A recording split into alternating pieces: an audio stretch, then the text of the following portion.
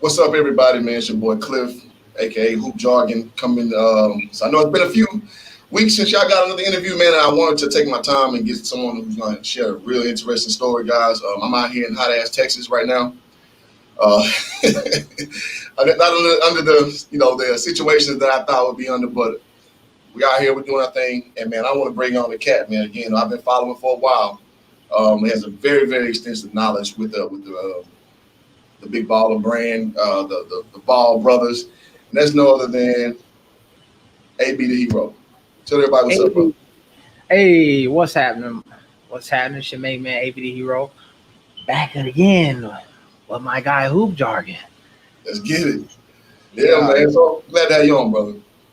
Yeah, man. Thanks for having me, man. I always it's been a minute, man, since the JBA and that whole like the height of the Big Baller brand run, man. So anytime I like get to reminisce and talk about it, man, I love to like go there. You know what I'm saying? So it's dope. Yeah, that's what it is, man. And you're absolutely right, man. Just a lot that's going on, man. And so again, you one of the people who I know, who I respect, as far as where your intimate knowledge is, and man, because as you know, man, this family is a very polarizing family, right? Everybody got an opinion. Go ahead. No, I would say they earned it. They polarizing, and it's by design, and like it has played itself out. You know what I'm saying, in the best possible way. Yeah. And we're gonna hop into that because a lot of people, man, they just I see, and the reason why I started doing this YouTube journey is having a big sports group. So many opinions out there, and most of them won't even qualify. So I was just like, man, you just gotta understand, like it's a lot to it that you're not even paying attention to, and you just letting narratives tell you what you should believe. And so I like people like yourself who's stepping out and sharing that info. Definitely, yeah, man. That honestly, that's how I got into it as well, right? Of listening to those narratives and people talking and being on the internet, and then I remember one day I was like about to write this comment up, and I was like, bro, you got to think about it like this: a black father, you know what I'm saying, trying to do what? There's more incentive to say that that's like not a good thing than it is to like promote it in like the society that we live in at times. So instead of typing that, I was like, yo, let me just make a video about it. You know what I'm saying? Yeah. And because I realized I could make that statement one time and folks wouldn't hear it, you know what I'm saying, or see it. But if I did a video, it might get some traction. And like the first video I did ever about this, like within the day had like 2,000 videos on it. So I was like, all right, there's some folks out here who think about it at least the way that I think about it, or at least want to hear what I got to say. You know what I'm saying? Yeah. So that's real. Well, and you've been one of the pioneers of discussing the Ball family and what have you, man. Well, what's some of the pushback you got, or some of the feedback? Let me say that when you started doing that, man. Well, man, it's the same like as everybody. It's the media paints what LeVar's doing in a way that is negative, like you loud, you boisterous, right? And so that's all people know. But people don't think about it like from the positive aspect of why is it crazy that you can start your own AAU team and like have your sons play for it when they 4 years old. Right. It's not ridiculous to think that as a father, if you want to put your sons in the best possible situation possible, you would create that environment for them. And I think that folks think that the media try to paint it as you too involved, you overbearing, you're trying to be in control of everything. But it's when I started sharing the ideal of like, yo, as a father, as a parent, you're supposed to be in control of the environment that your kids are coming up in. You're supposed to have your hand in it. You're not supposed to let the coach single your child out and don't let him play for some political reasons. You know what I'm saying? Like, how many people do we all know who have talent and ability, but felt like the coach did them wrong when they was in high school and they never got a shot, or somebody else? So it's like I was getting pushed back on that and a lot of that hate, man. But it was it's just when you really think about it through a critical lens and not through the eye of the media, then I feel like folks started to come around. And that was the cool thing at the beginning, is that I would have people hit me up and say, I didn't think about it that way. right? Like folks I went to high school with who didn't even, they would stumble across my videos and be like, yo, bro, um, they'd be like, yo, bro, that video that you did was dope, man. I hadn't even thought about them. And as things went on, you know what I'm saying, I progressed and started making more and more content about it. But like that's a lot of the pushback, man. Is just initially folks just don't understand like what it is to what they were trying to do at the beginning. And I was just kind of shedding some light on it from my perspective. You know, I like that, man, because one thing I've encountered with this whole experience over these years of following the family, because I mean, I didn't know who LeVar was when Lonzo was at UCLA. I didn't know him from a ham sandwich. And when I remember when I first started hearing about him, I didn't like him. I'm just like, what's you know, because I played ball, I coached.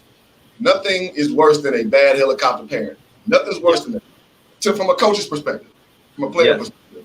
So all I knew was just what I heard. And then I was just like, man, what's up? Why they keep showing this dude? But then when I just started listening to him talk, I was just like, oh, hold on. The fix is in, man. Hold on. He seems to be, you know what, he's a boisterous guy. He has a lot to say. But if you listen to what he's saying, he ain't saying nothing wrong particularly. Well, sometimes he get a little out of pocket, but I think this is brand though, man. Yeah. He's not saying anything that you ain't heard at the barbershop. You know what I'm saying? He ain't saying nothing that your uncle, who he have a few to drink and then tell everybody that he could beat Jordan and he could back in his day. You know how many family members I got who supposed to be in the MLB right now or supposed to have been in the NFL and supposed to have did this and the kid was that and they done beat such and such who a Hall of Famer back when he was 12. You know what I'm saying? Like, we done all seen that before. It's just that when you get to a certain level, you're supposed to cut that off. When your kids start to be getting talked about as the number one pick in the draft, you're supposed to not be yourself anymore for on the cameras. And I think that is what made him so popular, is that he never turned that off. He just was himself the entire time, you know? Absolutely. I always thought, man, I played football back in the day, you know what I'm saying? And if you would have, to this day, it ain't nobody out here who could have seen me on the field. You feel me? NFL Hall of Fame, I don't care what it was. When I was doing my thing, we would have lined up. I was winning. You feel me? So if one day my son go and play basketball or football, I'm gonna be selling them same tickets. You know what I'm saying? Really? 10 years from now. Yep. There's no better thing than self-promotion, man. And like literally, that's how I got myself to D1. That's how I got myself to playing pro overseas. Was hyping myself up. That's how I got myself over there. Being meek and just sitting back and just docile and all that. That's not how you achieve greatness. And I think a lot of people, they struggle with the fact that LeVar is such a unapologetic, you know, black man with a voice. You know what I mean? Because it's society, like you said, that they expect him to kind of fall in line. And it's kind of like, how dare you have an idea to start your own league? You can't do that. How dare you send your son, you take him out of school? You can't do that. Because again, they pulled Lamelo off the draft board. We'll talk a little bit about Lamelo, but you can just kind of see how the fix is kind of in from the outside optics. And, you know, you just kind of got to be astute, man. And I tell people all the time, discernment is everything. You can go off of all the bombast, all the stuff around that, you know, that the media shows and the talking pundits, the talking heads do. That's, you know, that's their job to kind of stir up stuff where stuff probably doesn't even exist. But you got to always focus about what's really going on in between the lines and all that stuff. And that's something that I always like to encourage people, man. It's just you gotta understand it's a lot that goes on with this entertainment game, man. Exactly, man. There's two sides to every story, right? And when you listen to news, for me, like there should be two. Nothing is just one way. Like if you got somebody who's just giving you the straight negative, then like you know that they hiding something from you. You know what I'm saying? If it's all positive, then they hiding something from you on the other side. You know, so I think that is what I feel like folks who like me and some of the other guys who talk about this family and talk about the Big Baller brand we provide to the narrative is that you do get, especially man, the Jeff Goodmans, the Jason Whitlocks of the world who just blasted the negative, and it takes other folks to be able to add the positive element to that to balance out the story, so you get like a full picture. Because truthfully, like it is not all glitz and glamour and glory and everybody's perfect. It is some shady things or some things that I'm sure folks wish they could have done different, but like somebody has to tell both sides of those stories, man. And like you said, the media won't do it. They set a narrative and then they go with it, and it's always in their business interest. But it's just folks who like, for me, man, it's about what does that message say to all of the other young kids who are coming up who are trying to follow in those footsteps. If Lamelo Ball, whose brother's in the NBA, 6'10", was #5 player in the world, um, when he was at Chino Hills, all of a sudden can follow his own path and then drop completely off the boards. You know what I'm saying? From going to travel the world, playing basketball in Europe and doing all that stuff. Then what does that say to the ninth grader who got kicked off the team one year because you know what I'm saying? And I don't know, man. It's just these narratives that I feel like trickle down, man, and they can have a negative effect on the kids who trying to come up tomorrow, man. If LaMelo ain't gonna make it, then how is the 6'2" guard gonna make it? If the 6'7" beast who dominating in Lithuania, Russia, London, all around the world ain't gonna make it? You know what I'm saying? Like, folks pay too much attention. I agree, man. It's crazy to see it, man. It's like you sit back and it sucks because it's a one-way window with the television, so you can't go and correct them. Because I remember they were talking about the shoes breaking apart. I'm like, he clearly said that was for one preseason game, but they made like the whole shoe line was a failure. I'm just like, do y'all listen? Like, I really want to see some of y'all grades when y'all in grade school, like, because y'all comprehension is very bad, man. You know what I'm saying? So, as a fan of the family, man, it's frustrating to see because some people, I mean, they'll take a headline and that's gospel to them. And I got a question, man, for my boy Will, man, from Between the Game Sports. He was asking, man, so is LeVar the same off camera or is he more calm? I would say that LeVar is who you see on camera is genuinely LeVar, right? Like that's his personality. Obviously, like throughout time, he has gotten better at knowing when to turn it up a notch for the camera and knowing when to like really get into that his like role as being the heel or like being the beloved one. But he is that dude. Like, he's not faking the funk. Like, he is outspoken, loud, will tell you how he's feeling. But he also is the dude who, like, if there's 100 people out here who trying to get a picture with LeVar and he got 30 minutes to get to where he going, he about to take 100 pictures on the way to get there. You know what I'm saying? Like, he's that dude. Like, he's a good dude, man. So it's crazy to see how they paint him in such a negative light, man. But he is that dude, not gonna lie. Like, you sit around and you have a general conversation with him and he's gonna tell you about how dope his sons is. If you have a general conversation, that he gonna tell you about how dope he was back when it was his heyday, you know? So like all of them talking points is not things that he just say to you when you get on camera and trying to like sound fly. Like, literally, like, that's all he care about is my boys. You know what I'm saying? So that's him for sure. Yeah, no, and that's kind of mirrored what so I ended up going to a JBA game out in Dallas 2 years ago. And it just was, and he, like you said, he stayed all the way through. I remember Allen was kind of trying to tell me, all right, man, it's time to roll. The ball was still like, man, he was loving it, man. It's like it's his second childhood, man. Yeah. And he really liked to connect with him. I got a photo with him. I wish I could put it on. I wasn't even thinking ahead of time with that. But, you know, I just, you can see that there's an element of genuineness. But with you obviously have, you know, personal, you know, time spent with him. So I definitely want to hear it out of your mouth. So I'm not just speculating, me being, you know, from the outside looking in. Yeah. Nah, man, I would say genuine dude. And he is like I did an interview with him one time, right? And I like asked him, yo, LeVar, you mind, could we do an interview sometime? I want to, like, before you head out. And he's like, yes. And you know how a lot of times folks in them positions, they might say, yeah, we're going to do this, and then start spinning you, right? One day, like, I was walking, he was like, bro, you didn't want to do the interview? Get your camera, let's do it now before these folks get here, and then I get busy, let's do it. And then, like, made me go get the camera, made me set it up, and then he said he was going to do it, and then he made sure it happened. You know what I'm saying? So, like, that's the type of dude he is, man. We travel Europe, and during that Europe branch of the JBA is where I got to spend the most time with him, right? So we took a bus all throughout Europe. And in the bus, you know how it is. You got to get your assigned seat. So what we Yeah. did is I had my seat and he was sitting in the seat behind me because one of the rows was out. So it was like the most leg room. So that was his seat. And like, so we got to talk and then like staying in the same hotels. We wake up and eat breakfast and like he drank a lot of milk. Like LeVar that you see on the show, that's him, man. He gonna drink a gallon of milk every day, damn near. He gonna get cookies. He need them cold.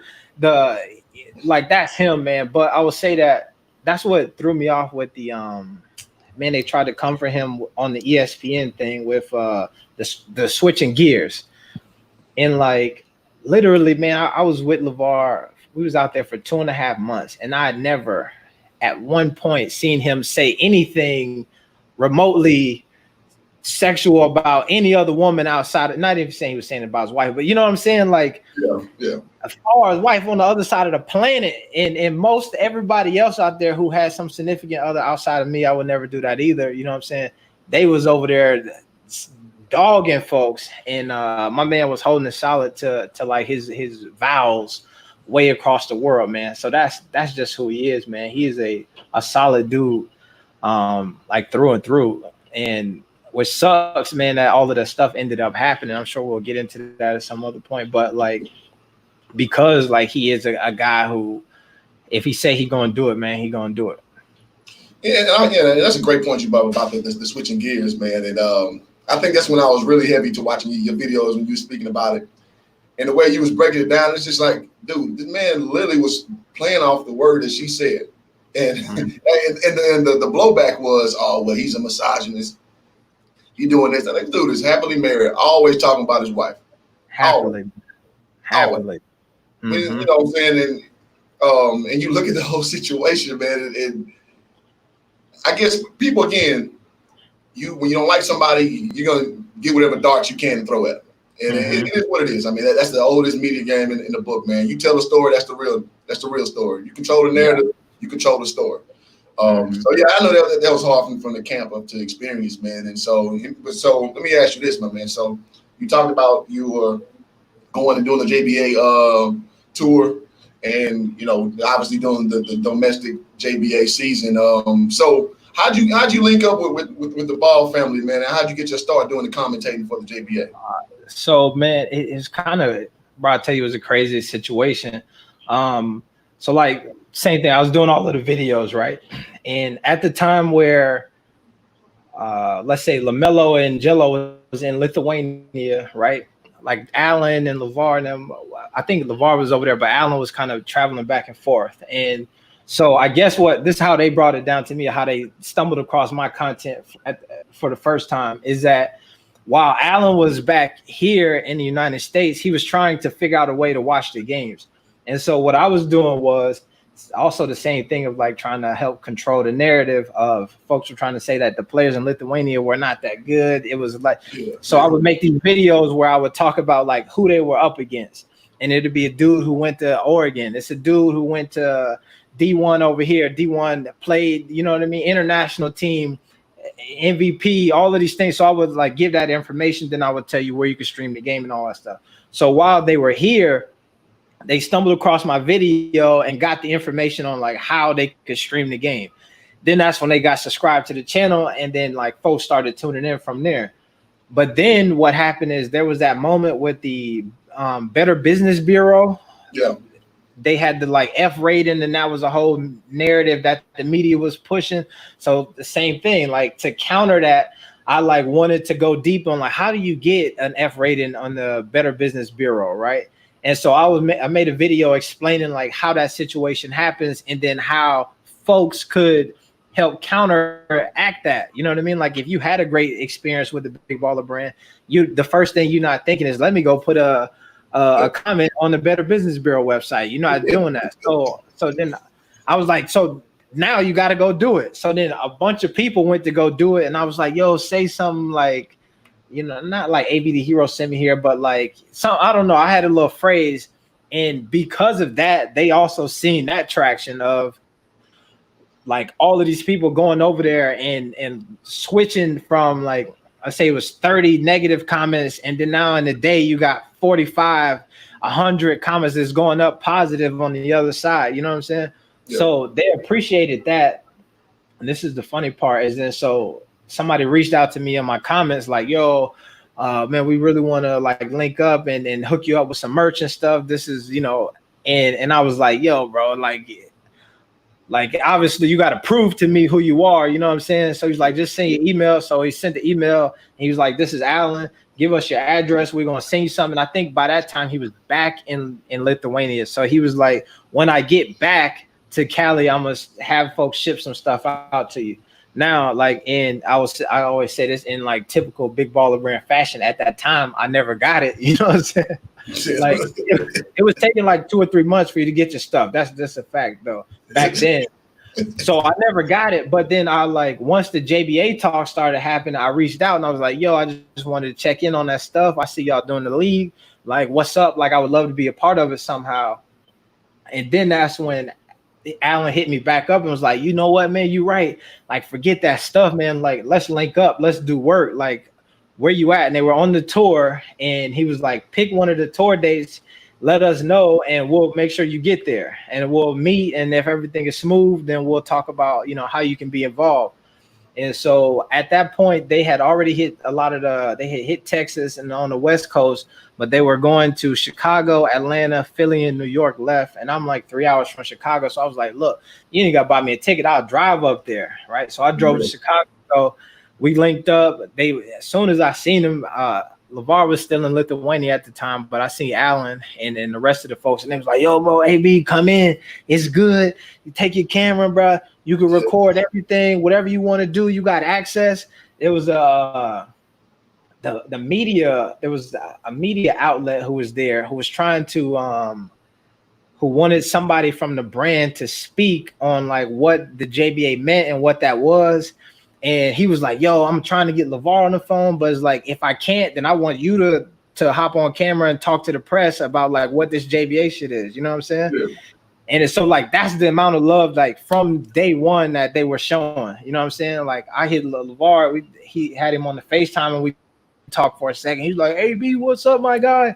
And then so like that's how I got in, and it was dope because then the next week they were in Philly and Chicago, Philly and New York, and they were like, "Bro, we'll send you a ticket out here, travel with us." So man, so then I drove to Chicago. They flew me out to Philly, flew me out to New York, and a week later, all of the boys were going to be back in LA for like coming back home from Lithuania. So then they flew me out there to go to that like big party that they had for everybody, man. So that's kind of how we got into it. And then there's where we talked about like what would your role be. So I ended up doing like some of the social videos and helping with some of the storytelling through video, and then also doing the commentary, you know what I'm saying, during the live stream. So that was legit, man. And it was dope because that's what I was doing when they were in Lithuania, right? So the commentators, I would have the game on, have it turned down and be doing my own little thing, you know? So, yeah. And they appreciated that, man. And it was, so that's kind of like the background of how I kind of got in there and got affiliated a little bit.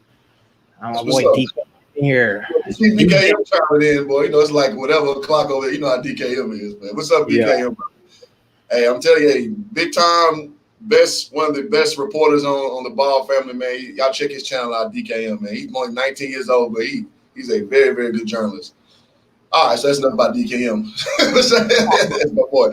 But man, okay, so and I love the fact, here's what I like about you, that you are honest and you don't pick sides just because you have to. And I want to ask this question. I wasn't even gonna ask this, but since you mentioned his name a few times, I just want to know what your opinion is on Alan Foster, man. Foster, man. I always say this, bro. I think that based on what is alleged of Alan Foster, right? I call him like he's the evil genius. You know what I'm saying? Mm-hmm. Where like he is the like, you know, how Pinky and the Brain is like what are we doing today? Trying to take over the world, right? And like it's not a bad thing that you're trying to take over the world, right? And it's the thing that we see in all of these other corporations is when you're trying to be big and take things over, you end up stepping on people. And I think that Alan Foster, man, is a polarizing figure to me because I believe that he played a critical role in Big Baller Brand being what it is today You know what I'm saying? In both how high it rose and like obviously where it went down to, you know what I'm saying? And like Yep. now they're trying to build it back up, but like none of that to me, from what I know, like happens the way that it happened without Alan Foster being able to behind the scenes and pull the strings. You know what I'm saying? So like I think that alleged if he did what folks alleged that he did, like that's terrible, man. That's the worst shit ever you could hear. You know what I'm saying? But like, is Alan Foster like the epitome of businessman who is trying to get the best deal and trying to get it for free if he can? Hell yeah, you know what I'm saying? But is he also the dude who, if you say, bro, I want to start a basketball league tomorrow and I need somebody to do it, you could call him and he gonna get a basketball league going? You know what I'm saying? Like he is Yeah. also that guy as well. So I think that it's two sides to the story with him, man, and I think that you will not ever be able to tell the Big Baller Brand story without mentioning Alan Foster's name. You know what I'm saying? No matter where it goes from here, like he laid a lot of the groundwork, but also, man, that's like the worst shit ever to do for folks who felt like they was family. Man, they really had a whole big bond going. So Yeah, and yeah, I agree, man. And I mean, I'm a salesman by trade, so I mean, you know, I just see Alan. You can kind of dress him down pretty easy, man. He the dude. You know, we're gonna try to sell you ice in Antarctica. He gonna try to, you know what I mean. So with that, you know, I dress him down as, man. You ain't said nothing slick to oil can, man. Like, I get what you are. I know you the go do it guy, but I know you mm-hmm. probably gonna smooth a little bit off the top. I mean, you know, if you're from the hood like me, AB, like you meet a lot of those kind of individuals. Don't mean you can't get positive results out, but sometimes they gonna resort Yeah. back to what they know, and it's unfortunate, you know, that something like that shook out. Yeah. That's 100%, bro. I know them. I deal with them today. You know what I'm saying? Of like just folks who you think you could trust and believe in, and once the dollars get involved, shit start breaking down and get Oh all yeah. funny, man. Oh yeah. But like those are folks who somehow get things done, man. So you have to know what you're going to get and know what to expect and know how to manage that. And so It's what it I, is, man.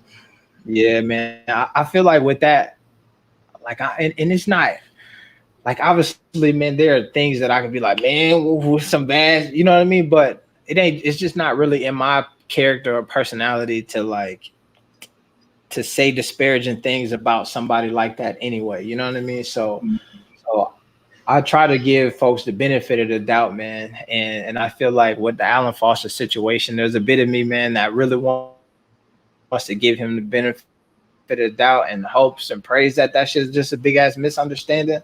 But only time will tell, man. No, that's real. That's real. And that's all you can do. And again, that's what I like about your way of approaching things. Like you don't have to jump on the side. You don't have to. Just Yeah. all you do is you can assess it as you see it, speak on it as you see it, and be fine with there. People draw these battle Yeah. lines like because they're so much of a fan or something. And it's like you don't have to be that way. You just literally can. Okay, that happened. All right. Okay, let me keep a Jedi focus on what the real issues are and what's really going on. So yeah, that's kind of the answer I expect you to say about that. So that's what's up. Yeah. So we're talking about Alan Foster and his contributions. Obviously, Big Baller Brand when it got pushed through, especially as quick as it got through, man. If you remember, like shoot, LeBron went from talking shit when UCLA started doing well deeper in the season to like pushing out of the league, sending his kid overseas and all that. Let's talk a little bit about the current status of Big Baller Brand, man. Where do you see it? Where do you chronicle that as you've been an insider to where it is from where it was a year ago? I think that it's on the way back, man. They haven't given up on it. I think for a while, man, I was saying that like even when it was in peril and folks didn't know if it was going to come back, if the boys were not going to be in it. Like I believe that eventually it was going to come back and it was going to assemble like Voltron and take it off to the next level. I think that like from my insider knowledge, like you said, I know that things like the JBA, man, the conversations of how can that come back have been happening for a while now, right? Obviously with COVID and all that stuff, it slowed a lot of that stuff down. but you can see the resilience of the brand with these virtual pop-ups. You know what I'm saying? They've been doing. I think that I seen a clip, man, of like Ball in the Family where Chris Rivers and I think and LeVar and boy, I just forgot his name, and Wayne Moreno was sitting at the table, and they were like just being honest of like right now, man, we got a brand identity, we got a brand perception problem, and how do we have to fight through that and bring that back, you know? And I think that with LaMelo heading to the NBA, Jello in the G League, Lonzo doing his thing, all it takes, man, is for when opening night kickoff next year is all three of them boys to be rocking the BBBs, and that shit shooting right back to the moon, you know what I'm saying, right where it was. And I think that if COVID hadn't happened, we'd probably be closer to that, and it'd probably be a more certain thing. But I feel like it's right in like reach for them, for sure. Now that makes sense, and man, and me being with my sports group, I swear I told people this 2 years ago. I'm like, y'all worry so much about what the brand is in your perception, like with the bad press, people getting their stuff late. I'm like, listen, when Lamelo Ball graduates and he gets into the draft, he is going to be a lot more galvanizing for the brand than Lonzo, and because the personality differences. Lonzo don't talk. He hardly ever got anything to say. He's real chill to himself. LaMelo, he always got something to say. And, look at the Instagram followers and the YouTube, I mean, not the YouTube followers, but the Twitter followers. He has that type of personality that's going to galvanize. Like, he's into fashion. He's a wild card, and people tend to like those type of personalities. I like, just wait 2 years, and now we're here at the 2 year mark. Yeah, so you're absolutely right. When they name his name, now let me ask you this. Are you teasing it? You think LaMelo going to stay with the brand? I think that I feel like LaMelo has the power to make the brand evolve into something else, right? So I think that if LaMelo stays with it, it's going to be like big baller brand and such on the next level. You know what I'm saying? Yeah. I think that that's where it's going. That's where I would predict it to be, more so than like just how it is today. Big baller brand. It's just LeVar. It's just the folks in house. I think LaMelo, Rock Nation, and all of that stuff, man. Whatever, if they sign big baller brand, it's going to be like a straight up strategic partnership with somebody else. So then, like the same way you seen, and not even gonna bring his name up, I will say Kanye, and like he was like, man, I need a partnership, and then Adidas and the Yeezy and that shit took off. I think that type of relationship is what they need, and is what they need to keep LaMelo. You know what I'm saying? And I want to say one other thing too, man. The thing that is interesting about LaMelo is LaMelo is like a superstar of like yesterday. You know what I'm saying? So back in the day before social media, like you didn't know everything that your favorite celebrity was doing. Like they wasn't tweeting and live streaming and the whole thing, right? And somehow LaMelo Ball has managed to be one of the most famous basketball players ever, right? And you done seen him travel around the world. You done seen him do all of this stuff. And like, if you really go through his Instagram, he not giving you like, here I am eating breakfast. Here I am doing this. Like there's some level of secrecy, and there's a level of like you really don't know. He's not on there live streaming and talking to you about the whole like. So I think that he has managed to be like that superstar of yesterday. Whenever he do something, everybody got to tune in because you don't get nothing from LaMelo in a while. I seen the video he just did where he was like, because I ain't been out, and he did the little thing, threw it off the backboard and went and dunked it. You seen this clip?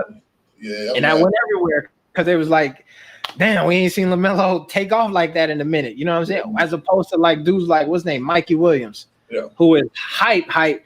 But every day you see another Mikey Williams highlight. You know what I'm saying? Every day he's doing something in the gym. He playing against Flight. He playing against this. He doing, and so he got the following and is growing. But like you get a Mike Williams tweet every, you know what I'm saying? We know what's going on. With LaMelo, you get that old school star, man, where he like Prince or something, where you just get what he gives you type of thing. And I feel like if he can manage to keep that mystique, then his brand personally is going to be astronomical by the time he touches down in the league. Man, I agree. You know, and I never thought of it that way, and that's a great way to put it, brother. Because yeah, like it's like kind of like Beyonce. Beyonce doesn't really give you nothing. So Exactly. she's like myself, man. You know, but Beyonce's like, can you really name 10 famous quotes from her? Like, and she's been a star for what, since about '98. You know what I Mm-hmm. mean? She gives you Yep. just a little bit to deal with, and her fans go crazy over just that little bit because you keep the Mm-hmm. mystique up. Because when you give too much of yourself, you become normal. But if you keep Mm-hmm. that level of mystery around, then again, like you said, that's what garners that attention, man. I never thought of it that way, but yeah, that's absolutely true about him. Yeah, for sure. Okay, man, I like where this went, man. So let's talk about Lamelo since we're here. Um, I want to start a little bit about his unique path, and then we'll talk about where he is now with the draft. So I mean, what do you think about just his journey, man? Again, from Chino Hills to Lithuania to the JBA, to where he is now. Well, Australia to now where he is now as being top. Yeah. I think, man, it is LaMelo's path to me shows folks that like the normal that the normal path or journey that they say you got to take in order to get somewhere, you don't have to do it. You just have to believe in yourself. You got to cultivate the resources, and you can make it happen without going D1, without going you know what I'm saying, to one of these prep schools, without going to the major high school in the country, McDonald's All-American, all of these things. My dog left high school. First of all, he was at Chino Hills, which is not like modern day. It's No. not one of these Fairfax. It ain't Westchester. It ain't exactly. Domingo. It's not. It's Chino Hills. It's the same Yeah. as the school right down the block in your neighborhood. It's just imagine if that go global. You know what I'm saying? Is he left and went to Lithuania? That's a terrible idea. You know what I'm saying? They said, yo, you ain't, he's off the charts. He's not getting drafted. Second round pick. We know where's Lamelo Ball. All of a sudden he come back. JBA, it's your dad league. It's set up for you to win. You ain't no competition is what you leave that halfway through playing in Europe versus like solid ball clubs or real basketball players. You come back, go to high school. They say, man, you a pro player. You can't even play in the McDonald's All-American. You can't do this. You ain't that. When he left high school, he was like a second, damn near a late first round, second round pick at that point. They was trying to convince us that what you were seeing wasn't good enough to go top 5 or lottery pick at least. Then all of a sudden he go to Lithuania and still dominate. So it's just like at some point, man, it's an indictment on the media that they full of shit. For sure. And I think that his path is going to make him one of the most NBA ready prospects who is like a one and done freshman or whatever that is in the history of doing that outside of LeBron. You know what I'm saying? Yeah. Like all of these other dudes, they go to college for 1 year and they take that traditional route and they be hyped up or whatever, and they got a slow start. Obviously, like the Ja Morants and the Zion Williamsons, they came into the thing and was doing their thing. But those are like generational players. Those are the type of cloth of players that I put LaMelo in. You know what I'm saying? Where I feel like nothing that is going to happen in the NBA is going to be new for him, right? We've seen him dominate over in the Drew League. We've seen him dominate in Australia. We've seen him dominate in Lithuania, London, every country damn near in the world. We've seen him pull up and then and actually beat some of their best players. So and we've seen that Luka Doncic did the similar stuff. And I would be super surprised if LaMelo pulled up in the NBA and couldn't have the same productivity. So I think that his path is unique, man. His path is going to make him like one of the most prepared, famous, and like probably one of the richest basketball players to have put on sneakers and hooped up and laced up and played in the NBA in a long time.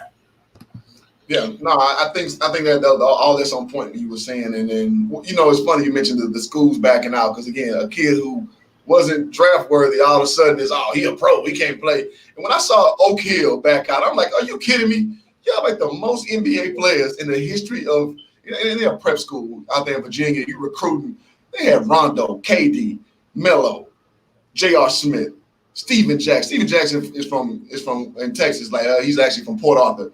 He ain't got no business going no doggone Oak Hill. And you telling me that you Exactly. It's a joke, man. It's a joke. That stuff is a joke, man. So I'm glad he's taking the path of least travel because, in my opinion, what this does is exposes the veil of bullshit that you get amongst these folks, man. They'll talk all this shit like, oh, he ain't nothing, he ain't that good. Oh, and then we pull up on you. Oh, but no, he's a pro. He played.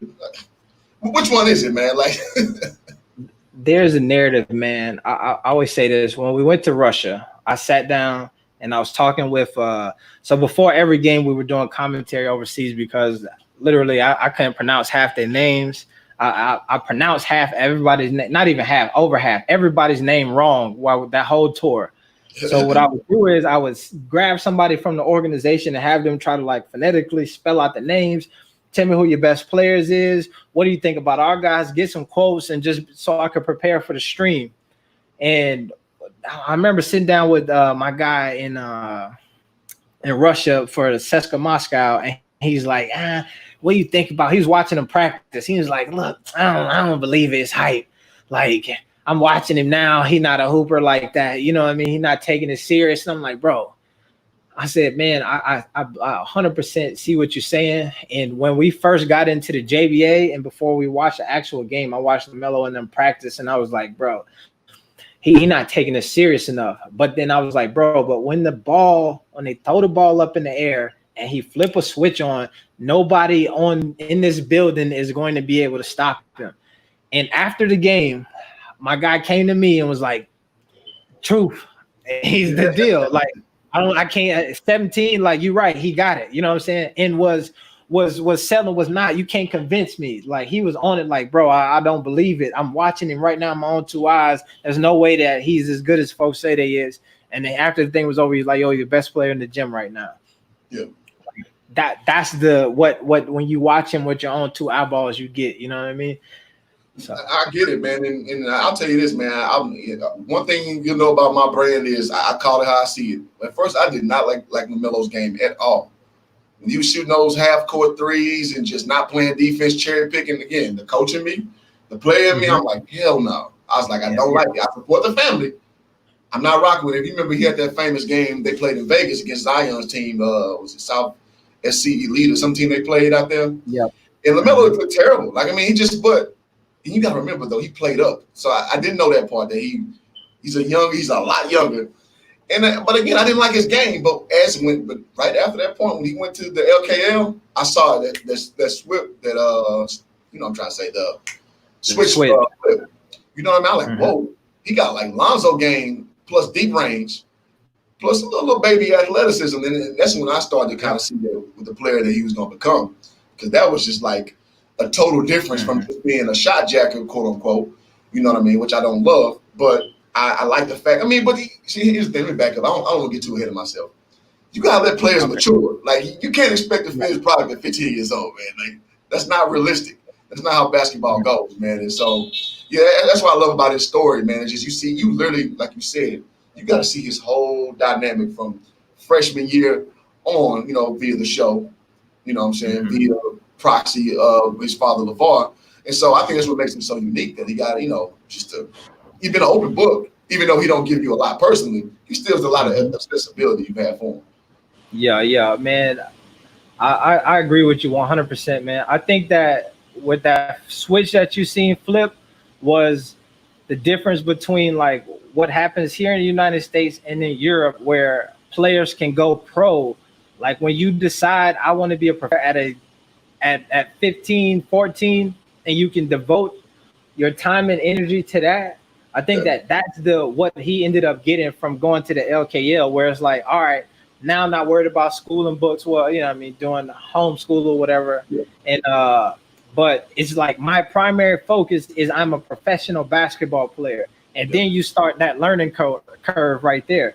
And like you said, it's a journey. It takes time. You look at LeBron James and where he was like with all of them years for the Cavaliers, and then said, when I went to Miami, that was like my time in college. That's where I learned how to win. That's where I learned. So you take a 15-year-old and you give him the opportunity to start learning how to actually be a pro at 15, 16, 17 years old. Right now at 19, he's been playing pro ball, been doing interviews, been traveling around the world, interacting with fans. Like the stage is not big enough. Like I heard, I was watching something where folks was talking about like New York, the stage is gonna be too big and hype, social media. And I'm like, bro, my dog been in Moscow, Yes. in Moscow, London. New York is dope. That's a big city and it's a lot of media attention. But we talking about Moscow. You feel me? Yeah. That's not a home game. Nobody you know is in the stands right now, and everybody in the stands definitely want you to lose, and they don't even speak the same language as you. And you can go out of there, get a W, and then come home in St. Petersburg, Russia, down like by 18 points. Come back. Come on, Bro. man. Is he a baller, man? Bro, and then, man, you hit so many salient points, man. And like again, I played overseas. It is a different animal over there, and not necessarily just more athletic. It's just it's a rougher game over there. And like you said, they got 16-year-olds, 15-year-olds who are pros at a young ass age, and their quote unquote studies ain't the main thing. Like look at Ricky Rubio, look at Luka Doncic. Like he was at a and that's why I get so much respect to Luka. He playing in the ACB league, which is one of the best leagues overseas. 16 guiding young men, 17 guiding old men. You know what I'm saying? And so Lamelo got that experience because, man, I went overseas when I was 23 years old. Man, I was wide-eyed, bushy-tailed, bro. It was something I wasn't ready for. And a lot of dudes, they'll leave early because it ain't how it is in college, like where you get a lot of coddling, you get a lot of preferential treatment. Now, you can go overseas and get that, but it's going to be a lot of bullshit in the middle of all that stuff, too. So a lot of people can't handle it. They leave and come back home. But this dude, I mean, because and I remember, I lament back, people were saying how frustrated he was overseas and all that. I'm like, yeah, that's the learning curve. You go there, it's not like home. Like it ain't. Nobody speak your language. It's boring. You got a lot of days. Man, I was in Germany, bro. Like some days the sun would come out. You know what I'm saying? Like I just like, what can I do with this now? The sun never came out today now. Cold as hell. So it's a lot of stuff that'll make you not want to be focused on basketball and just going back home. I just want to go back home all the time my first year, bro. So I had to say this, and LeVar even spoke on this. Like he's went through the ringer before he's even goddamn 19 years old of all the stuff that a professional has to go through. So how could you figure he couldn't fare in New York? And I'll call my boy Dane out, who's somebody opinion I respect a lot. I had him on 2 weeks ago. He was saying how the New York media is so hard. I was just like, yo, man, come on, bro. Like that's where I heard that from. You're right. I was watching that video. Who said it. That was your homeboy who said that. Yeah. He said that. I was at the house like, nah, somebody get him off here. I was trying to call in, man. Come on, man. I should have a phone friend, man. Yeah. Can't handle New York media. Come on, man. The man been to London. You're right. Now, I would say that the New York media is brutal, man. They are brutal. They are ruthless. But you think, I mean, again, the way LeVar raised his kids, he told them, man, like when Lonzo was tripping, he's like, where's the hurt? You ain't hurt. You still a millionaire. You still get to play the game you love. Where's the hurt? So you can tell how they were groomed as youngsters. Like, if anybody can handle it, it's them. They weren't raised in a matriarchal situation where you get overly emotional and shit. You know, and I'm not saying nothing wrong with it, grew up in a household with no father around, but it's just a little different. You know how to deal with controversy a little different if you get prepared for it. So that's my take on that, bro.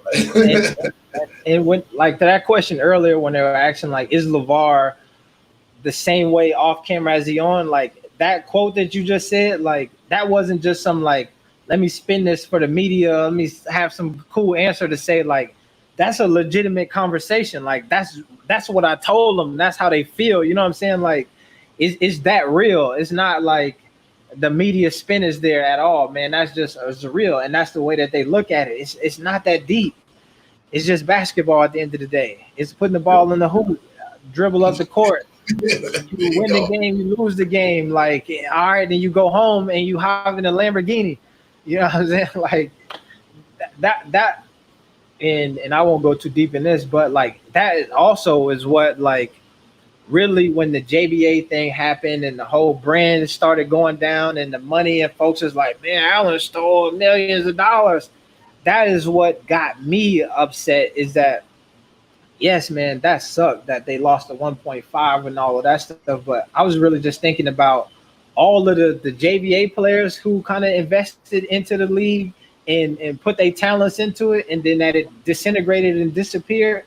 And as they were trying to figure out the brand things, and millionaires were arguing, like there was a lot of young folks who like lives were just in the balance, and they never even got a closure on like the league is not coming back until like a while afterwards, man. So that whole thing about, and you made me think of that when you said the thing about like the millionaires and all of that stuff, and how life is still good, man. There was some folks who was affected by the brand and what happened to it, who like are not millionaires, and that those people, man, are that should hurt me still to this day over that.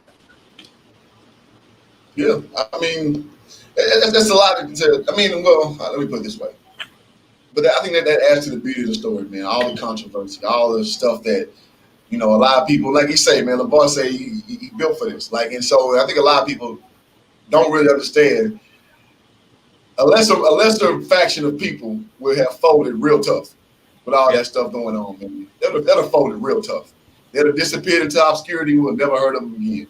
The fact that he's still keeping it going with Chris Rivers and Wayne, I mean, it just shows the resiliency of it. But again, it shows the backbone and Big Yank.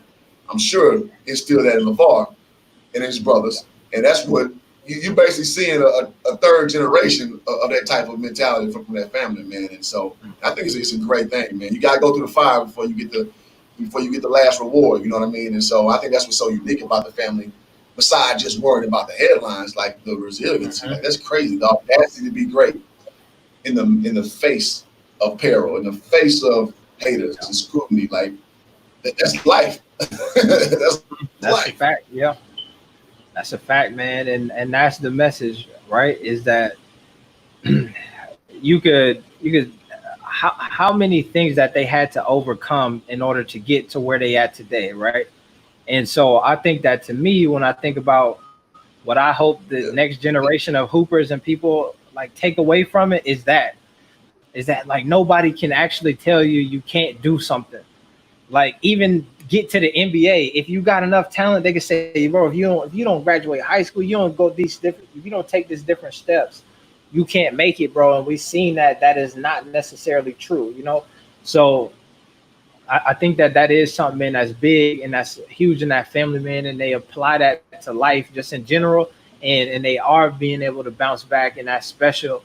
And it's funny that you mentioned like Big Yank and all of those dudes, because even those dudes, man, did you know Big Yank was like Sylvester Stevens, yeah, Sylvester Stallone's bodyguard at some point? You know what I'm saying?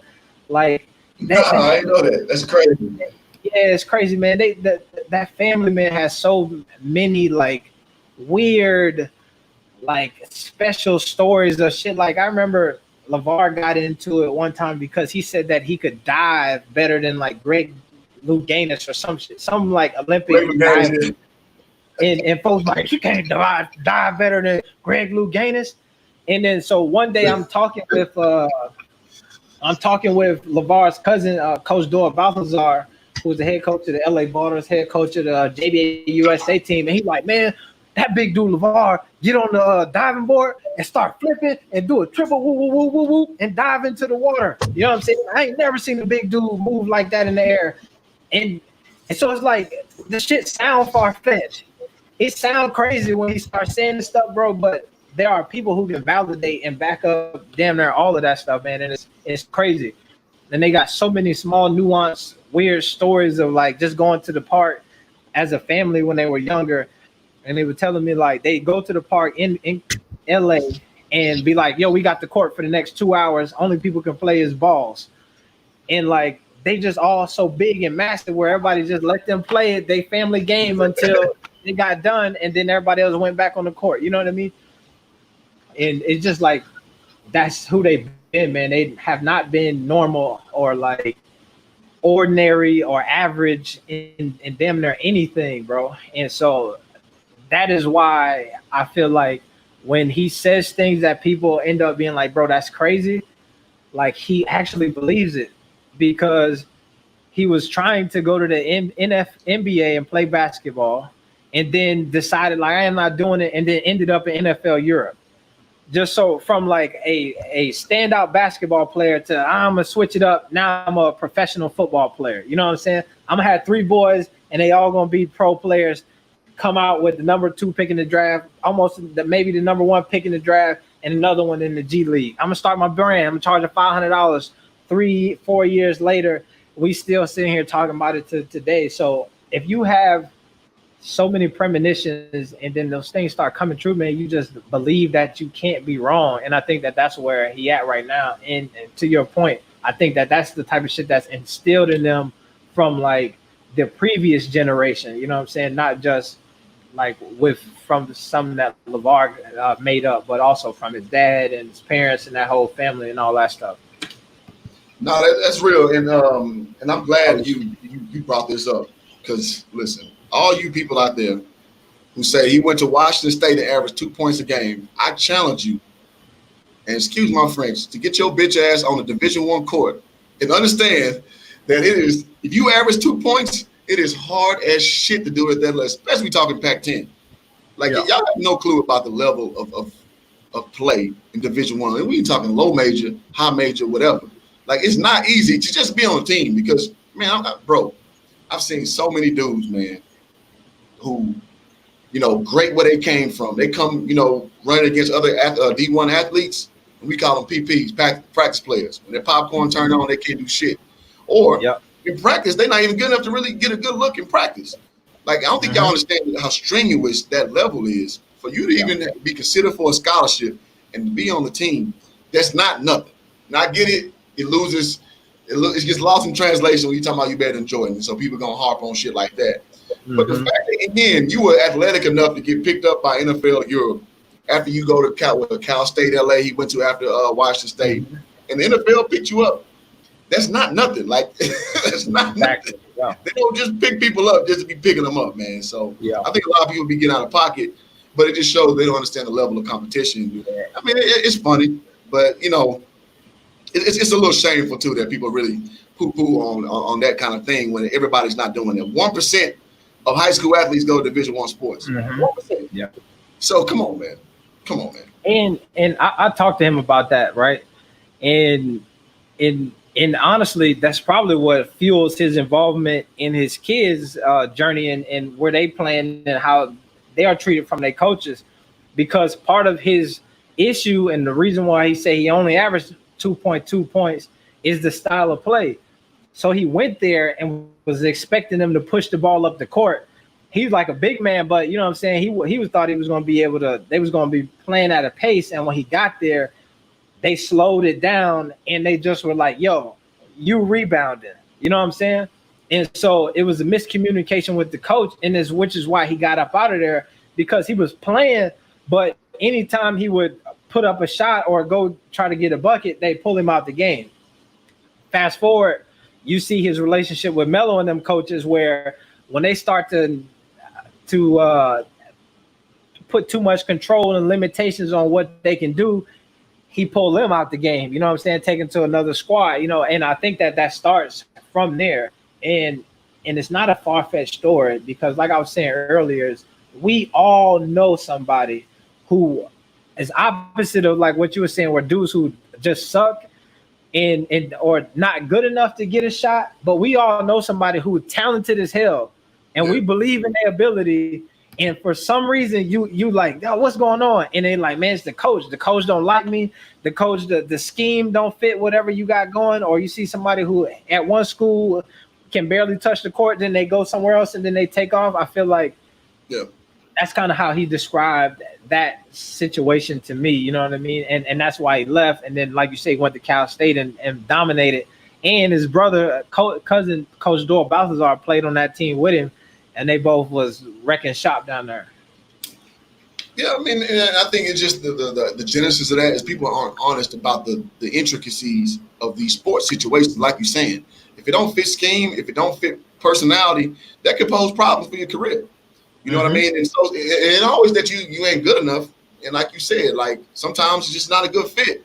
And I think that mentality of not being honest about that, that conflates the story about when people leave schools. And that's why people are so, bullheaded about, LaMelo's journey is because, I've been taught that the traditional way is the only way. You stay in one program, good, bad, or ugly. And I understand the part of loyalty. I understand that. But it can be a bad situation, man. And you should be able to extricate yourself from a bad situation. Period. Period. You don't have to go about it like a caveman. Like you don't have to just stick it out when it's not going to be advantageous for you. It's okay to remove yourself and put yourself in a more position. Now, if you just person hop team, I understand the sentiment. Nick Saban spoke about that. He said he don't take players, go from program to program. So on some level, I get it, but at the same level, you don't know the intricacies of it, man. And so I have no problem with that at all, man. If it's not working, move out. I went to 3 different colleges. So if anybody can, and I turned out all right. Exactly. And sometimes you got to do that, man. You see these coaches, they'll hop from team to team, check to check, with immunity. You know what I'm saying? What? They do that all the time, man. So I'm supporter of if you're a player and you need to get up out of there, man, get up out of there. Cause that's kind of what, like, in my career, and like I said, I played some football when I was in college and stuff like that. And there was a time where I was like, man, I need to leave. And I didn't leave. And then I like wish that I would have, you know what I'm saying? My coach, I was talking about leaving, and he like, man, you don't need to do it, man. It's gonna be crazy. There's a whole thing. 2 weeks later, he on a plane heading down to Auburn. You know what I'm saying? So, and then I was stuck there because then it looks crazy. So, like I play football, and then so I started my sophomore year, going into my junior year. They had a whole thing where they tried to like replace me, and then they were like, we made a mistake, bro. You the dude. We can't. Stay here. Please don't go. And then 2 weeks later, the coach is gone. The new coach is coming and is like, bro, what happened? Like last year, you barely touched the field. I'm like, bro, well, the coaches said that and they like, nah, we straight. And so, you know what I'm saying? That's just the politics are there, man, and you can't do nothing about it, man. So sometimes, you got to get up out of there. You got to take it. You got to take your ball and go, not home, but man, to the other court. There you go. There you go, man. And there's nothing wrong with controlling your own fate, brothers and sisters out there. Don't let people talk you out of being great on your own. I think that kind of ties back into what you were saying about how LeVar have all these extraordinary features. Like, because then I interviewed Cynthia Cooper, man, and her thing was, man, I know something that they don't know. I got something that they ain't got. And I'm going to come out there and show you that every day. You ain't got to agree with me. You ain't got to see it the way I see it. But that's how I am. And so I think LeVar kind of has some of that similar, at least mental fortitude about him doing what he wants to do. I mean, he lives life unapologetically, and that's what you got to do, man. Like you can't worry about other people's opinions about your goings-ons are because you'll have mental issues the rest of your life. Worry about other people think about what you're doing. You go into the store, eat McDonald's. Somebody got something to say about that. Like, why you eating McDonald's? McDonald's will kill you. Blah, blah, blah. You do what you do, man. You can't worry about that, bro. Yeah.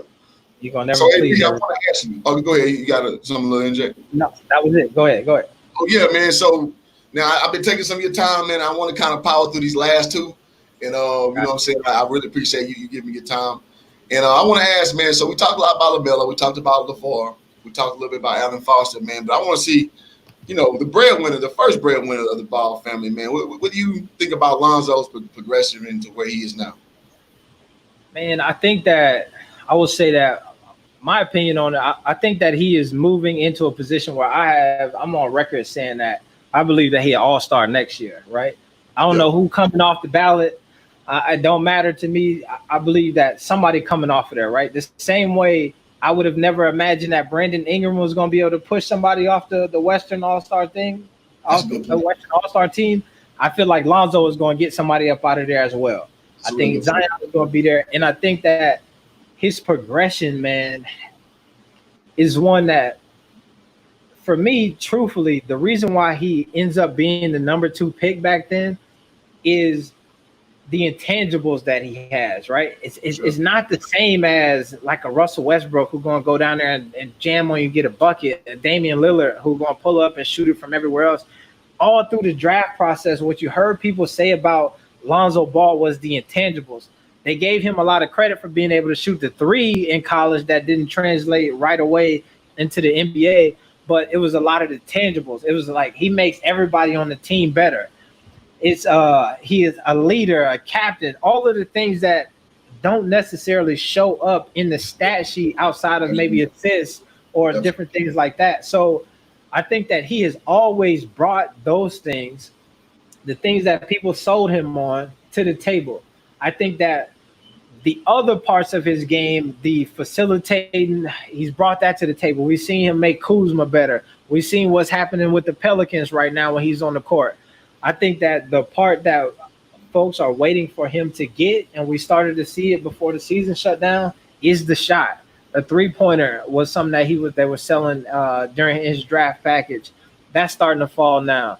Him tacking the basket and being able to finish around the rim, he's getting better at that. You know what I mean? And his ability to stay on the court, and not be injured and not, always have some shit ailing him. So I think that, to me, his progression is on point, and I think that he is showing that he will be an all-star. I think that the hype, obviously, that his dad brought, and the brand and all of that stuff, put the attention on him. Because if you remember back when LeBron was playing for Cleveland, if you watch ESPN or FS1, it was either what the Lakers doing or what is LeBron doing. And they updated every game that Lonzo had. If he scores 6 points, he only got 6. Is he a bust? He's been in the league for one season. You know what I'm saying? So, I think that he had a lot of extra hype that was on him because of his dad. And that extra hype also, I believe, I give his dad credit for building that brand and that hype to make them want to push him to a second pick in the draft anyway. But I think that if you take all of that out and just look at his progression to where he is today, I think that he's on pace. I'm somebody who believes that some of these dudes come out of college too soon anyway, and not just college, but enter the NBA too soon. Like maybe, I don't even care if you go to college or not, but I'm saying like you're not ready to actually produce in the NBA as a first or a second pick in the draft. Sometimes when you only play one season in college, Yeah. So I think Lonzo is one of them dudes who, if he would have maybe went to UCLA for an extra year, what we have from him now, you know what I'm saying, you probably would have gotten that his rookie season once he touched down. But, I think he just needs some growth. Yeah, man, not look at it like this, AB, man. You just got to let players progress. Like, the realistic timeline is about year 4 when you know what you got out that player. Year 4 is when you know what they are. And I tell people all the time, like, don't get so caught up in LeVar being P.T. Barnum and promoting his kid that you're losing focus of how to actually evaluate him. Like, of course, he's not going to be Steph Curry right off the rip. Of course, he's not going to be taking the Lakers to the playoffs off the rip. Throw that part out. It's just look at what you're seeing of his play. And you made a great point about the stuff he doesn't show up on the box score. Because if you're looking for a box score rater, Lonzo Ball probably ain't gonna be your guy ever. And somebody's always saying, I'm a Lakers fan. I always tell people, man, like I don't need my point guard to score. I need my point guard facilitating offense. And when Zoe came, he was a big change. Like his rookie year, I don't know if you remember, bro. Like again, I'm a Lakers fan, so I've been spoiled by Kobe. I've been spoiled by Shaq. But the not so good years, you saw like when it was a free for all, man. Like before Zoe came, Julius Randle was trying to be point guard, B.I.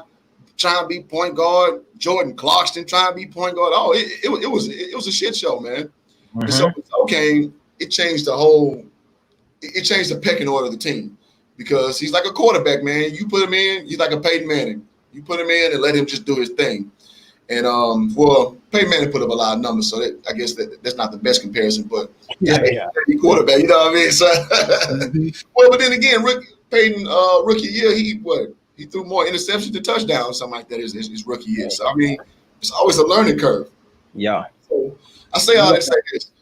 Zoe, he is right where I expected him to be right now. Like I I mean, I was hoping he was a flash in the pan guy. I was hoping for that.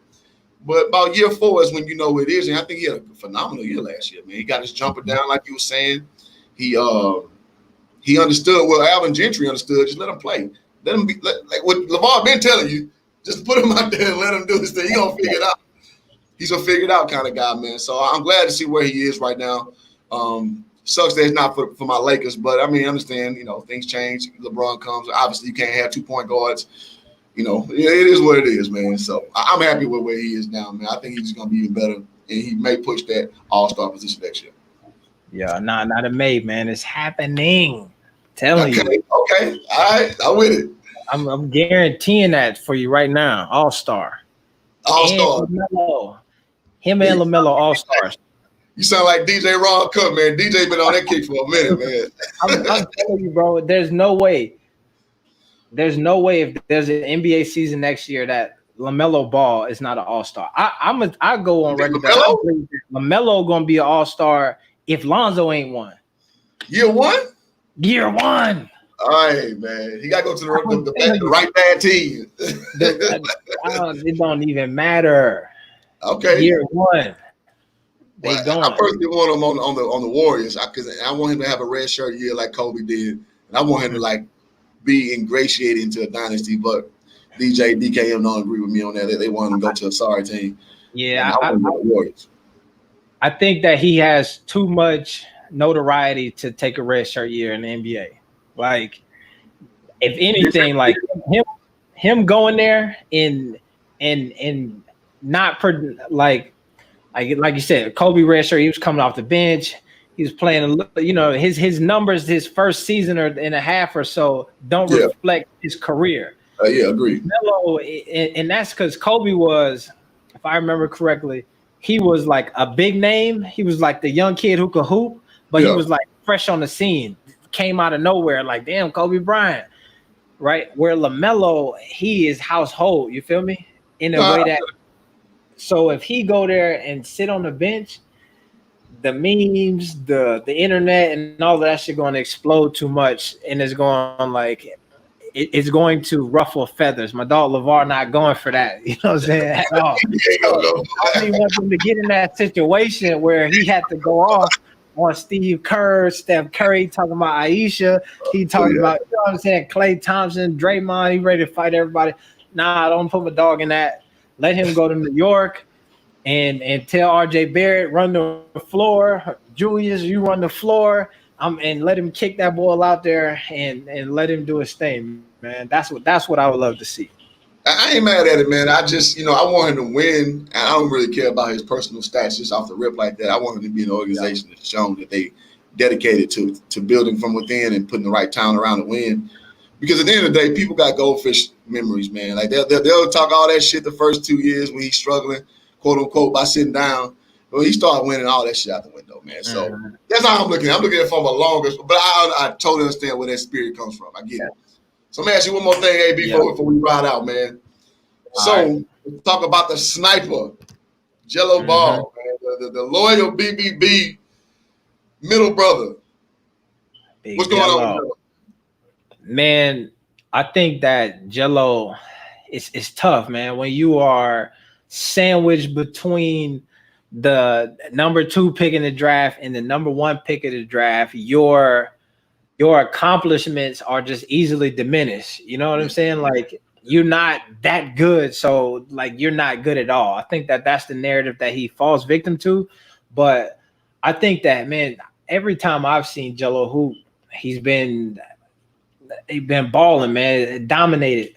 I always in the group chat, and then when I talk to folks, I always say I look at the JBA, right? And folks do not want to give JBA the respect it deserves at times, right? But I always say, like, if you take one of your favorite young prospects, right, who's supposed to be that deal, RJ Barrett, a Zion, let me say Zion is different, but like let's say a Ja Morant, somebody like that who gets buckets and is a prospect, and I say, man, if you take them and you put them in the JBA, what kind of numbers would they do? It's like, man, probably about 50 points a game, probably this, probably that.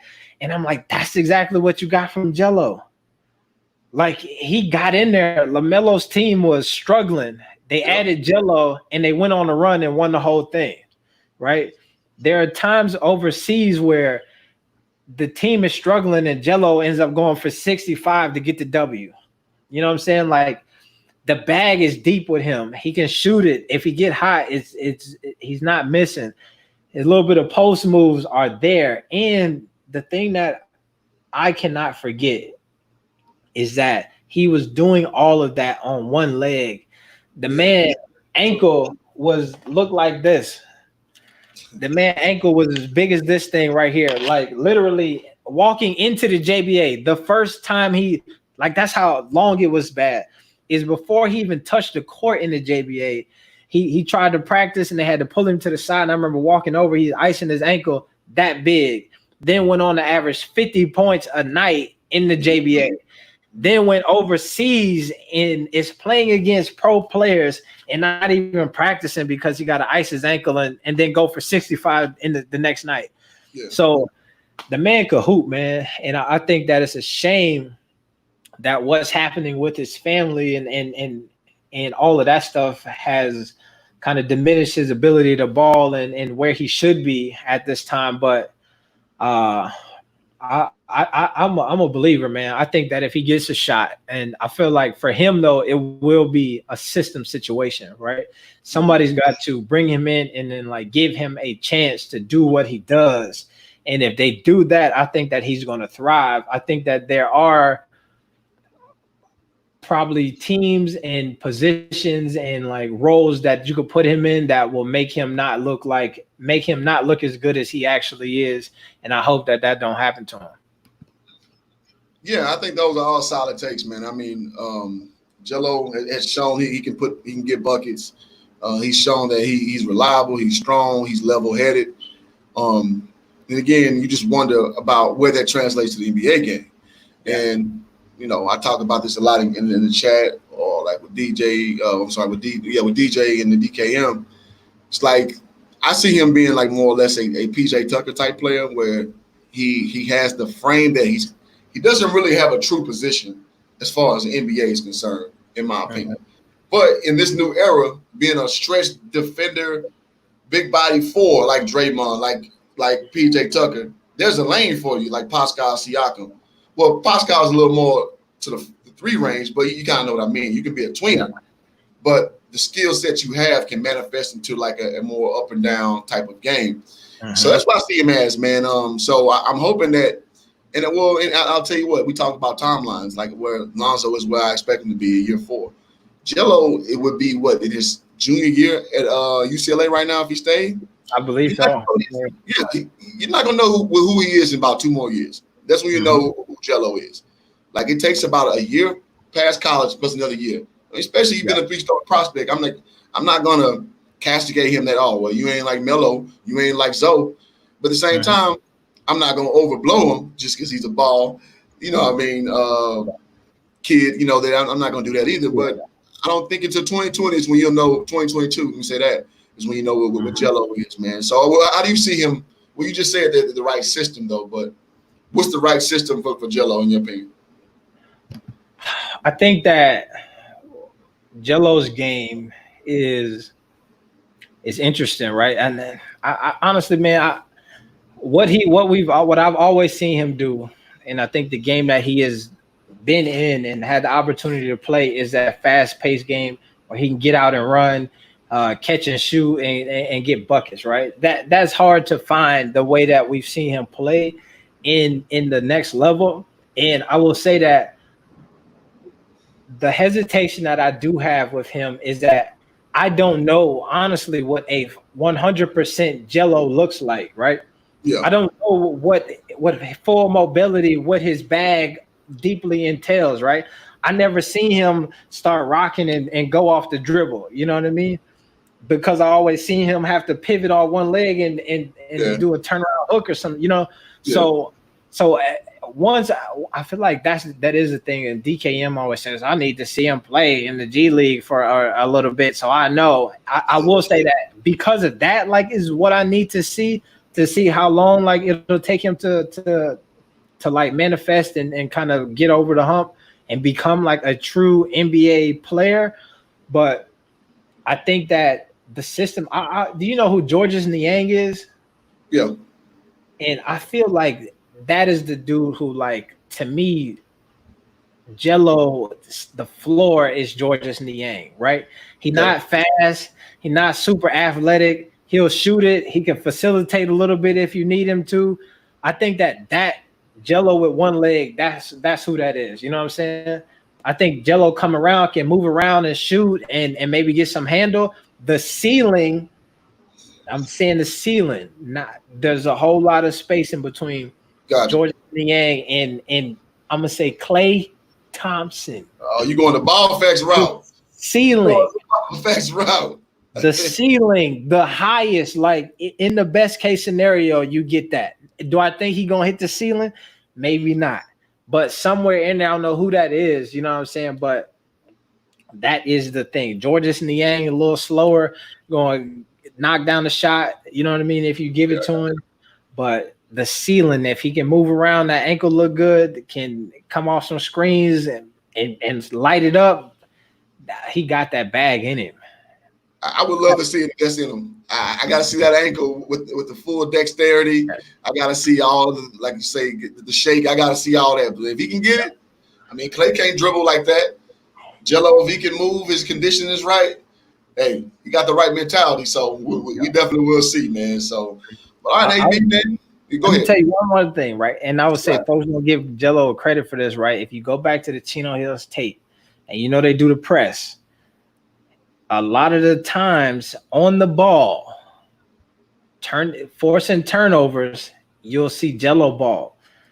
On the point guard, trying to bring it up, dribble and break the press, you got Jello Ball, lateral movement, playing on-ball defense, popping it out and getting steals. So I'm saying, like, his defensive abilities are a bit better than what folks give him credit for. I'm gonna say I think the same thing with Melo, and I think that's what we see with Jello with Lonzo as well, where folks is like, man, we don't never see him play defense. He gets to the league and they're like, bro, he one of our best on-ball defenders. I think that is the thing that all three brothers are going to surprise the most people about is their actual ability to play some defense. Yeah. Well, defense, man, will get you a job. And like I say, man, PJ Tucker is a guy who I compare him to. PJ Tucker, guy I played in college. I played against UT. And he wasn't that great, but he had a good frame. And he got drafted by the Raptors, if you remember. Didn't quite pan out, went overseas for about 5-6 years and came back with a late renaissance. Like, that's just how stories go sometimes, man. Everybody, it doesn't have to be a flash in the pan. But no, I mean, I wish him the best for that brother. I see Ball Facts jump on. You know, Ball Facts love Jello, man. Yeah, Ball Facts. The sniper, that boy love Jello. So no, man, I really hope the best for that brother, man. I hope he whatever he wants to do is what he does. I mean, I know he likes the fashion thing too. So I mean, it's like, listen, people don't understand. Making the NBA is one of the hardest things to do in the world. It's easier to be a doctor than go to the NBA. Facts. So y'all gotta understand, man. This is tough. Like, there ain't been a family with 3 people in the NBA since the holidays with Drew, Aaron, and the other one. It's not normal. Like Horace and Harvey Grant. The Antetokounmpos or whatever. They got a few of them in there right now. It's Alex, Giannis, and Theonis. And there's a younger one coming down the pipeline. It's not easy to do, man. It's not easy to do. Like John and Rick, Rick Barry with John and Brent Barry. Like, and then you look at John Barry, that's an NBA legend that produced 2 NBA players. It's all this shit y'all say about LeVar. You producing 3 potential NBA kids, and I don't care what you are, who you are, how you shake it down. That's nothing to sniff at. I wish I could. My offspring. I know you're gonna get good genetics. I'm tall, I'm 6'7", but I mean 6'7" ain't shit. You know, if your kids don't have that pro potential, man. And so I think a lot of people really ingest. They make fun of that, but it's like, that's not easy, man. That is not easy to pull off. You know what I'm saying? It's like you said earlier, even just to go D1 to have it's hard to to have 3 kids who play Division I sports. You know what I'm saying? Let alone the level above that. So Shit, yeah. yeah, it's Shit, yeah. they got some stuff, man. It's dope, man. I hope and I pray that they all kind of get to where they was trying to go, man, and it all like, you know what I mean, pan out for them. And I hope they keep the movement moving, man, because there's a lot of supporters behind it. You know, it's a lot of people who are like really waiting to be like, I told you so. You feel me? So I hope that the right folks get to say I told you so, you know what I'm saying? And it's Yeah. the folks on the positive side, you know what I mean? Not on that other side. But Agreed. it's yeah. Agreed. Well, AB, man, it's been awesome. We went about 30 minutes longer than I expected, but the conversation was organic. People was following the whole time too, man. So I was just so happy to have you on, man, because a lot of people, they speculate on this family and they don't really have intimate knowledge. And so I just wanted the truth, your truth, to be said from somebody who knows some of the inner workings, man. So if you got anything else to impart on us, it's your time, brother. Yeah, man. Shoot, man, I've got much, man. I'll say just give it some time, man. I think the thing that I've seen with them, man, is that they do not stop. Right, the barriers, the hurdles hit, and they just keep running over them. And I think that that is not only like why I believe that what they're going to be successful in whatever that they end up doing, but I also want other folks to realize that's why anybody could be successful and whatever you're trying to do is if you just don't let the hurdles stop you. You feel me? So Um, that to me, man, is that's the message. You know what I'm saying? That's what I hope folks take. You know what I mean? Get you some dope merch and all of that stuff, but also look at what's happening, man. Look at what they're doing. Look at what the whole entire world is saying about them, and then all of a sudden you look at Melo, who is now about to be in the NBA draft as a top 3 pick, and probably not the top 2 or 3. You feel me? So if he could do it, man, anybody could do it. You know what I mean? So that's what's up, man. There you go, man. And I tell brothers all the time, man, if basketball stopped tomorrow, that family won already. You don't have to make these unrealistic prognostications about what's going on. They won already. They got a family brand. They got something that's going to always generate income as long as they do their thing to keep the thing going, and something they can pass down because obviously it's the kind of ship they run. So they won already if they don't play another second of basketball. That's a fact, though. There you go. Well, Ball Facts coming in strong at the end. He said he gonna drop us with some hats, man. He gonna let us know, man. I'll rock that thing. I'll rock that thing, bro. So he got the hats on deck, send it over. What you gotta say? I say he got the hats on deck. Send them over, though. You feel me? Send them over, man. Shit, where they at though? So yeah, man. AB, tell everybody how they can follow you on social media, man. Before we peace out, bro. Yeah, man. Just hit me on the Instagram, the Twitter's AB the Hero. You know, I try to get active as much as I can. Check my YouTube channel out, AB the Hero. I got the videos on there, man, documenting the whole process, the JBA tryouts, the Europe tour. I got some more content coming out, man. So you know what I mean? Just definitely tap in with me, send me a message, man. You got some questions or whatnot, man. I'm available, and you know, I try as much as I can to give my honest opinion and thoughts. So yeah, tap in. There you go, man. So tap in AB the Hero, man. Again, that's the plug, man. If you want the BBB information, man. And so as I build my profile, guys, y'all follow me on YouTube. I got a strong Facebook following, but I got to get the YouTube thing cracking, man. So yeah, if y'all like it when I'm putting out, man, follow me at Hoop Jargon on all major platforms, man. I want to get it out there. Being a former player, y'all know me. I want to get that message out there. So to everybody tune in, appreciate y'all. Y'all pretty strong on this one. So y'all want to hear AB, that's what's up. So yeah, man, it's good, bro. Everybody want to hear you talking. I ain't even get to promote it properly. I've been moving around and all that. So people were tuned in to you, bro. Bro, that's what's up, man. I appreciate you having me on here, man. It's been love, man. It was a great conversation. Oh, there it is, man. So all right, y'all, till next time. Peace.